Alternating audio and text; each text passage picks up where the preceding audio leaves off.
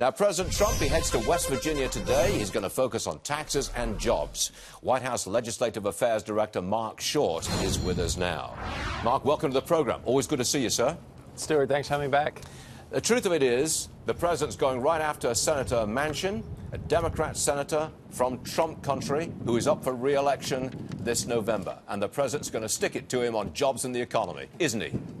Stuart, we're very excited with the results of the tax plan. We think it's benefited millions of Americans. Over 5 million Americans to date have received either a bonus or a pay increase.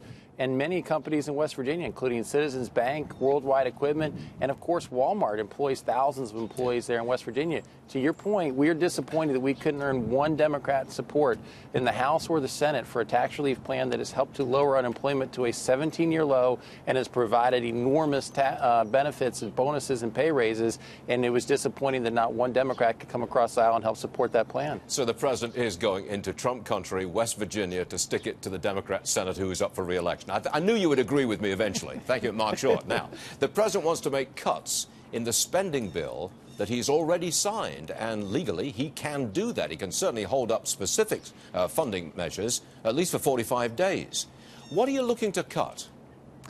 Well, Stuart, we'll have more on that in the coming days and weeks. As you say, though, the president's been granted rescission authority, and other presidents have used that as well. When you have a giant $1.3 trillion omnibus spending bill, in many cases, there's a lot of things you put in that bill because the president is looking to make sure that we rebuild the military and make sure that we do the things he promised and provided for security for our funding, including a 10% increase in ICE and including $1.6 billion for the wall. But there's a lot of other spending that goes in that because members know there's so many positive things they're going to sign it. That's why we need to get back to a normal appropriations process with individual bills as opposed to one giant omnibus. Well, if he singles things out in the spending bill and says, I don't want this, it goes to a 51-vote majority vote in the Senate, doesn't it? That's exactly right. That's exactly right. If you can hold the GOP, if you can hold the GOP senators in line, all of them, you can, in fact, make cuts to the spending bill.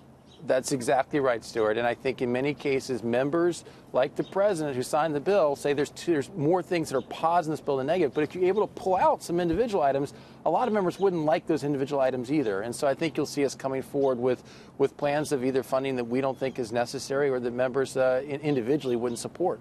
I want to talk to you about Amazon and President Trump, because President Trump tweeted again about Amazon first thing this morning. Here it is. I'm going to read this, Mark, for a benefit of our viewers and for you. I know you've seen it. The fake news Washington Post, Amazon's chief lobbyist, has another of many phony headlines. Trump defiant as China adds trade penalties. Wrong. Should read, Trump defiant as U.S. adds trade penalties will end barriers and massive IP theft. Typically bad reporting. So, Mark Short, I think we know where the president stands. I suspect that he's going after Jeff Bezos, owner of the Washington Post, founder of Amazon, and it's personal. Your response to that? I don't think it needs to be personal, Stuart. I think the reality of the president's pointing out is that for many, many years, we've had other administrations point out that China is stealing intellectual property, but unwilling to take action. This president is looking to stand up and make sure we protect intellectual property in the United States. And I think that the Washington Post certainly has an agenda, and they've been pretty biased in pursuing that agenda for quite some time. So I think he's making a very obvious case that he's not going to get a fair deal from the Washington Post on coverage. Well, that was a very nice deflection, Mark. I think that worked very well. Okay. Last one for you. Now, President Trump tweeted about the Democrats holding up nominations. Here's that tweet. 39% of my nominations, including diplomats to foreign lands, have not been confirmed due to Democrat obstruction and delay.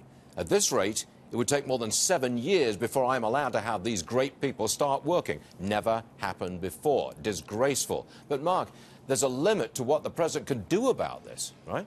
Yeah, we need help from the Senate. Here's the reality, Stuart. In the last 4 presidents, from George H.W. Bush to Bill Clinton to George W. Bush to Barack Obama, in their entire first terms, can you guess the number of filibusters they had? It was 32. It was 32 of their nominees in the last 16 years combined. In the first 15 months, Senator Schumer and Democrats have filibustered 79 times our nominees. more than twice as many in 15 months than the last 4 presidents combined in their entire first term. It is historic obstruction. As the president says, he wouldn't even get all of his nominees by the time he's completed 2 terms in office.